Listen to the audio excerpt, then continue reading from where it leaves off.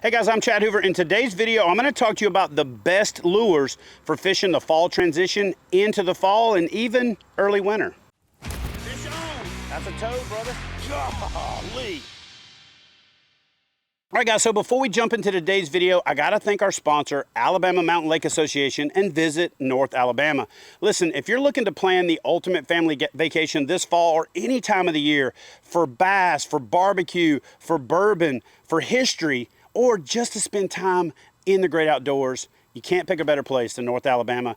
Head over to the North Alabama website and check out the destination guide to plan your next adventure. Now, let's jump into my favorite baits for fishing the fall transition. All right, so in today's video, I'm gonna cover a lot of the baits that I use to be effective in late summer, early fall, fishing the transition, and into fall. Some of these baits carry over into the winter time, but I will be doing winter specific videos, so I would really focus on using these baits in the fall. That's pretty much anytime the water temperature starts to drop, those crisp mornings when you start to wear a hoodie, and when the photo period starts to shorten. The number one trigger, in my opinion, for when the bass start to act like it's fall is not water temperature or air temperature like a lot of people think it is. It's photo period. As soon as that photo period starts to change, those fish start to migrate. Once the temperatures start to drop at night and those overnight temperatures start to cool down, that grass is gonna exhibit its first signs of starting to die off, and those fish are going to head to the banks, they're going to head to humps, they're going to head to basically some type of structure or cover that's going to be there through the fall as that grass starts to fall back, and they're going to move there through the winter. Most people will tell you it's time to switch to shad, and it really is, unless you're fishing ponds and small bodies of water that don't have shad. And even in those cases, a lot of times fishing a shad profile still works. But I don't 100% abandon something that's not shad colored, because there's a phenomenon on most reservoirs called drawdown. And anytime the drawdown starts, those fish are going to switch back their focus momentarily to crawfish and to brim, because as that water recedes, those crawfish are going to recede with it. That way, at the lowest water line, they can make their holes, or the little mounds that they make, go in the ground, so that when the water comes back up in the spring, they can come out of the ground. Anyway, that usually happens around that 55-degree water temperature. What we're going to talk about for the most part here is once those temperatures start to drop, start to get into the 70s, on down to about that high 50s to mid 50s. That's going to be this window. That way it can make sense for you no matter where you're at in the country, because down here in the South, it's fall. It's the first day of fall, and I'm standing here sweating like I stole something. So let's jump into some of my favorite baits. And there's two setups in particular that I'm going to highlight after I do the quick run through of the baits that I think you should consider. It's been like a closely guarded secret that I haven't really shared with you guys, but it's not something that I came up with, but it is something that I think I've done a really good job of perfecting and tweaking to maximize its effectiveness for me. So let's jump into some of the most popular baits that I'm going to start fishing or start thinking about fishing this year. Right out of the gate, I'm going with a buzzbait, okay? Until we get into that summer is over thing, I'm going to throw a buzzbait. I'm going to throw a buzzbait early. I'm going to throw a buzzbait late.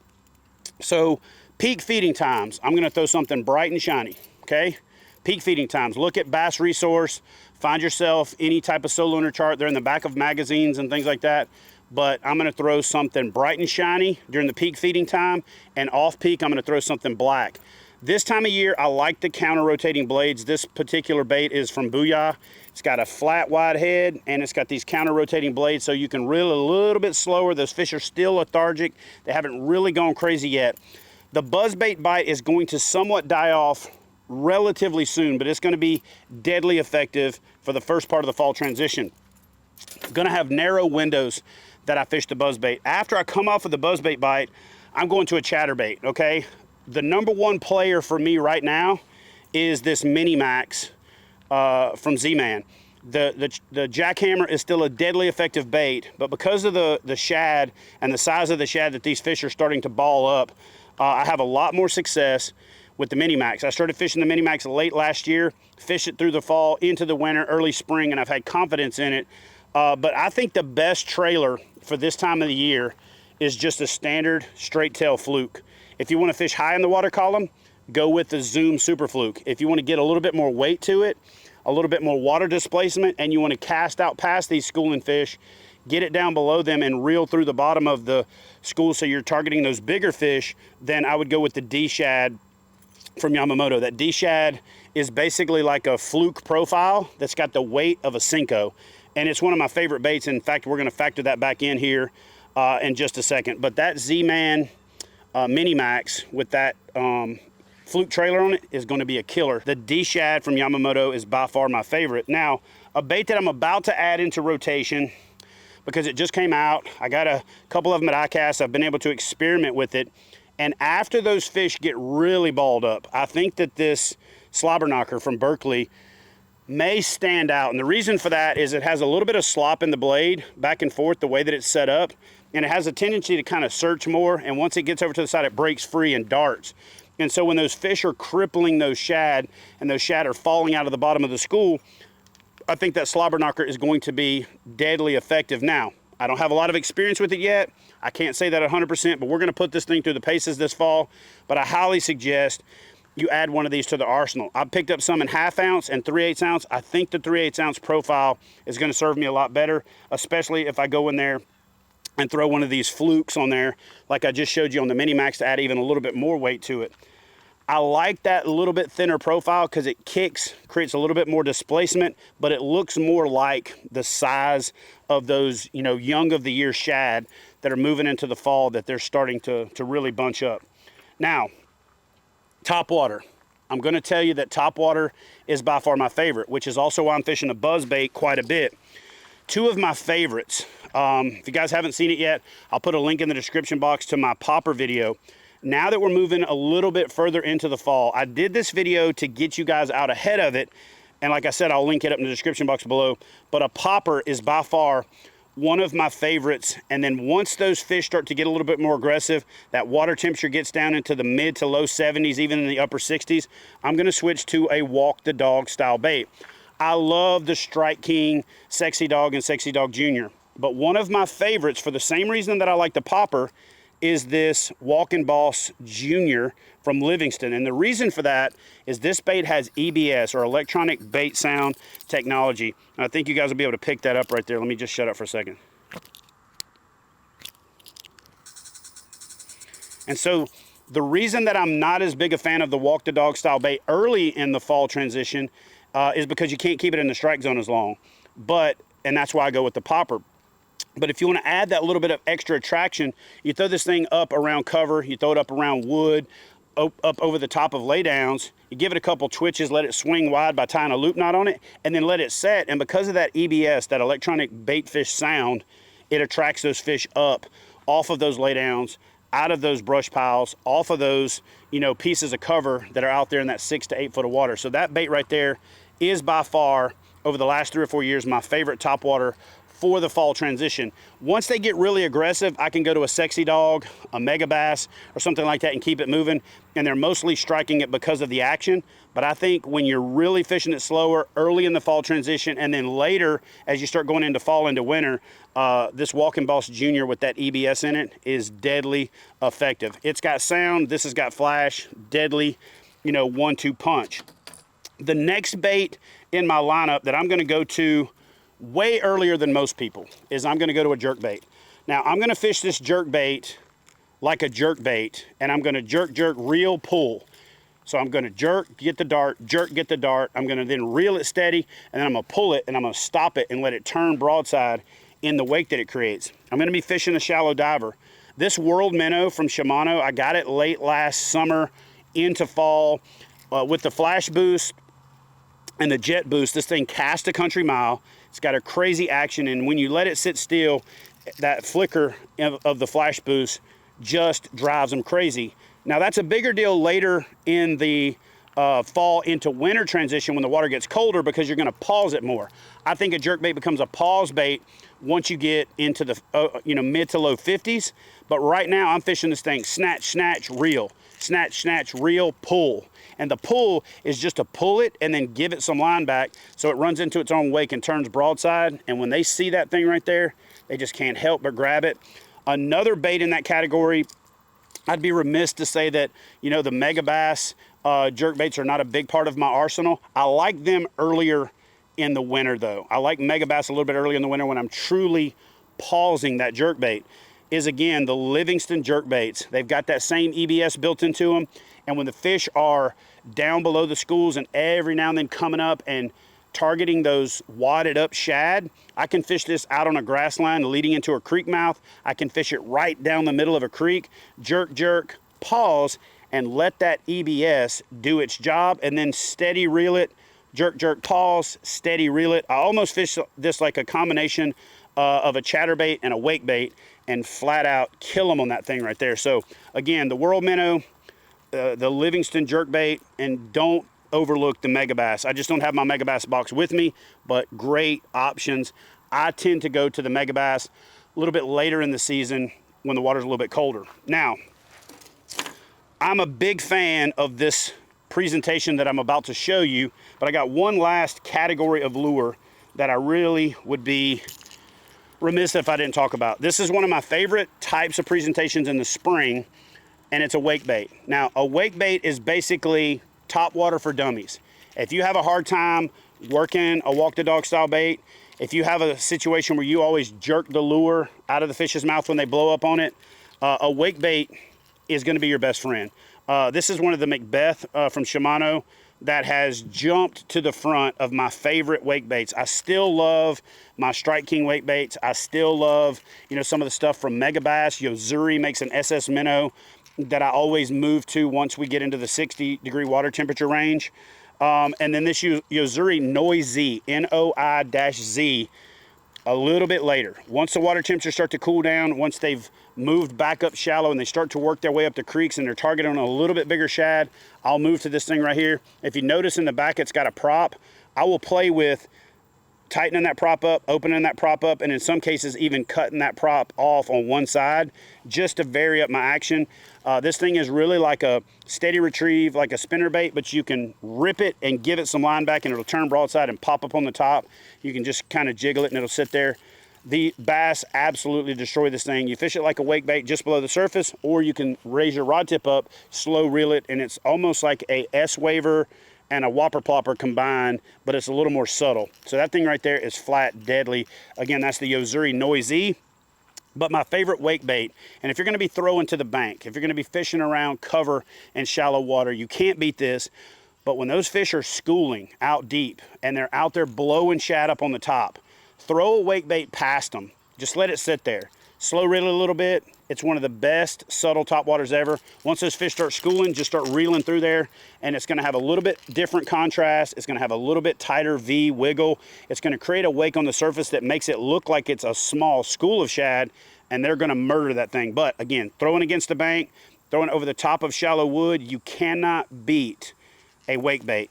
Wait a little bit later in the season, once that water temperature comes down about 10, maybe 12 degrees, getting into the 60s, and go with that little bit bigger profile wake bait, the Yozuri Noiz-E. All right, guys, so now it's time for what you came for this video for, the juice, the thing that not everybody's talking about and that I've never talked about, and that is a donkey rig or a tandem rig.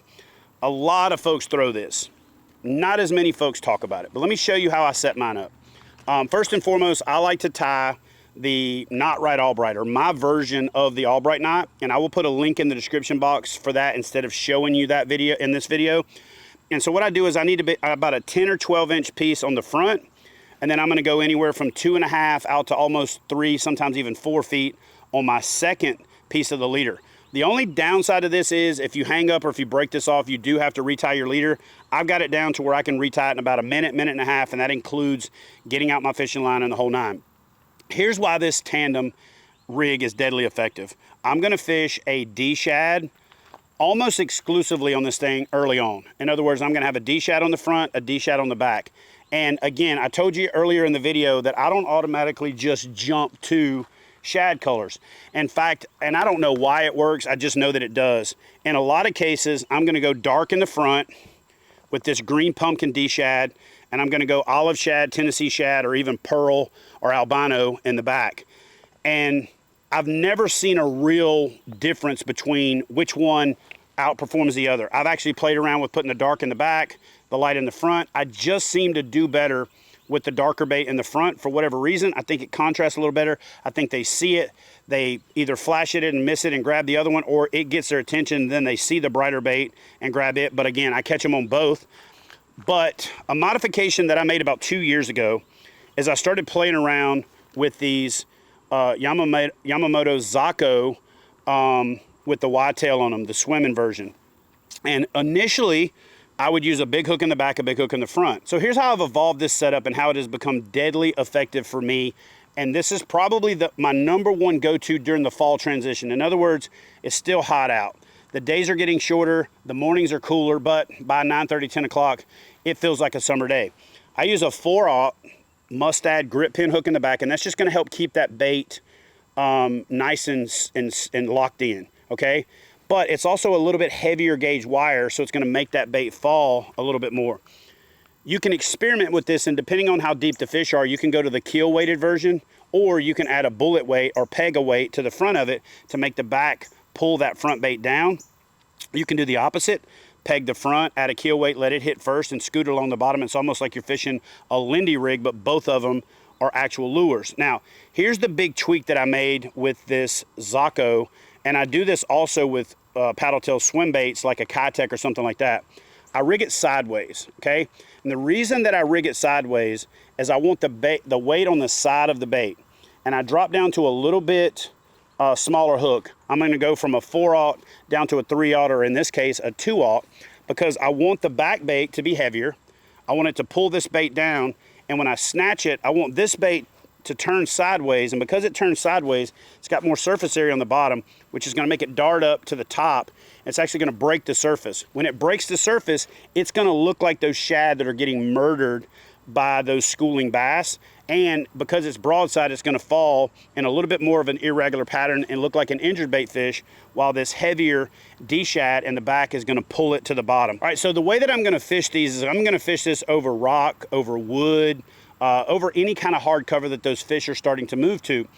But the main reason that this is my first setup that I go to in that late summer into fall transition is because fish will still orient to the outer edges of grass. One of the #1 reasons fish orient to grass early in the season is because there's oxygen there. When the grass starts to die off, it's not producing oxygen anymore, and it's actually introducing some nitrogen in the water once it starts to decompose. Usually not this time of year, but that first deeper, cooler water right off of the edge of those grass lines is going to be where the fish go first. In other words, if you can find some cover, a treetop, a stump, a rock, a boulder, anything that's right outside the edge of a grass line, those fish are going to move up, because what's going to happen is those bait fish are going to run those grass edges and may not pull out to that cover, but that's where the bass are going to hang out. That's where they're going to orient, and that's where they're going to stage to push these fish, these bait fish, up against an edge. Now, in a lot of cases, we think of the bank, a bluff wall, a rock line, something hard as the only edge. One of the edges that they fish is the actual grass lines. As they start to die off in a little bit deeper water, they'll push fish against that. But one edge that a lot of folks don't consider is the surface, right? They push those fish up to the top and they come in from all sides, and they're using the surface as an edge. They're using the surface to corral those fish, because there's only so far that they can go. And this is one of the times of the year where you can fish freshwater a lot like saltwater. You can look for diving birds, nervous water, and just kind of follow along, wait for those fish to raise up. But I talked about adding a weight to this. If you add a weight to this, or if you add a jerkbait to the back and you jerk it down below the school, you can get to those fish while they're inactive, before they push up to the surface and start blowing up on those fish. And then basically immediately after you see a surface assault, you can throw this setup way past those fish, let it fall down through there, and when you start jerking it, those bigger fish that are hanging out underneath see this as an easy meal, because it looks like one of the fish that got injured in that recent topwater assault. But probably the #1 reason that this is my go-to is because it's effective, it's versatile, I can tinker with it, and then I can play around with my links. Early, I'm gonna have these really far apart, okay? Because I wanna cover water, I wanna have a big wide swipe. As I get a little further into the deal, I'm gonna bring this second bait up, and I'm only gonna be 3, 4, maybe 5 inches behind it, and I'm gonna have that tandem rig to where those two baits are almost spinning around each other. Because what's gonna happen is, one fish is gonna hit that first one, and then he's gonna be swimming along, and that other one's gonna be trailing along. And if you guys have been fishing for any period of time, you've actually brought a fish to the boat and had a second fish follow it to the boat. So if you're fishing in a tournament, if you're fishing in a challenge, or if you're just fishing for fun, having that ability to hook up with 2 fish, You get 2, 3, 4 pound spotted bass on the line, 2, 3, 4 pound largemouth, or you get a couple of 2.5 to 5 pound smallmouth on the line at the same time, you got a dang on fight on your hands. One of the main reasons that I don't use a swivel out front is I don't like that extra weight to pull it over. I like the weight to come from how I rig the baits. I use the weight of the hook, or I'll put a bullet weight or peg weight in these baits to give it a little bit more weight to get it down deeper, but I don't want the swivel to affect the action. So a lot of people will tie a swivel here, tie the double leader. I'm a big fan of this Albright knot, and I'm gonna show you the #1 reason that I'm a big fan of it. This thing can be a bear to cast. This is when you're gonna wanna go to a shorter, fast action rod. You don't want a moderate action rod, and you don't want a super long rod. And the main reason that you don't want the super long rod is you have a tendency to overfish it if your rod is too long. The slightest little movement makes it just dart too much. So I like a little bit shorter rod. But the reason that I like this tandem setup is I like the ability to reel the lures into, or the first lure into the tip, get it about 3-4 inches out. And then the idea behind that is I don't have that first lure swinging when I first make my cast. And the way you want to cast this rig is you want to kind of arm cast it instead of loading the rod, because you don't want the baits to swirl. So you're going to rear back and just kind of load your rod a little bit and then just fling it out there. You don't have to cast it super far. In this case, I'm using an 8-to-1 or an XG Chronarch from Shimano. And the main reason I like the extra fast is when I make that cast, I actually like to use the star drag. So I'll just make a cast here just to kind of demonstrate. But on a lot of cases, I like to fish it one-handed. In other words, I'll put the action on the rod, and then I'll just take my finger and flip that star drag to take up the slack. That keeps me from overfishing it, right? And then once the fish hits it, I have to actually physically reach down, put my hand on the reel, and then set the hook. So again, just using that star drag to create the presentation, twitch, twitch, a lot like fishing a popper. Twitch, twitch, take up the slack. Twitch, twitch, take up the slack. That tandem rig does the action for you. You don't need to impart the action with the rod. Just give it a quick snatch and give it some slack. And the key is to twitch it and give back. When you give that slack back, it really lets those baits come alive. A lot of shad start to die off later in the season when they move up the creeks, and this lure setup is deadly effective then as well. So start fishing the tandem rig now. You'll have a lot of success. You'll catch a lot more fish. And last but not least, guys, I'm going to share a tip with you that is going to be the bonus tip for this video. And I don't know why it works. It could 100% just be a confidence thing for me.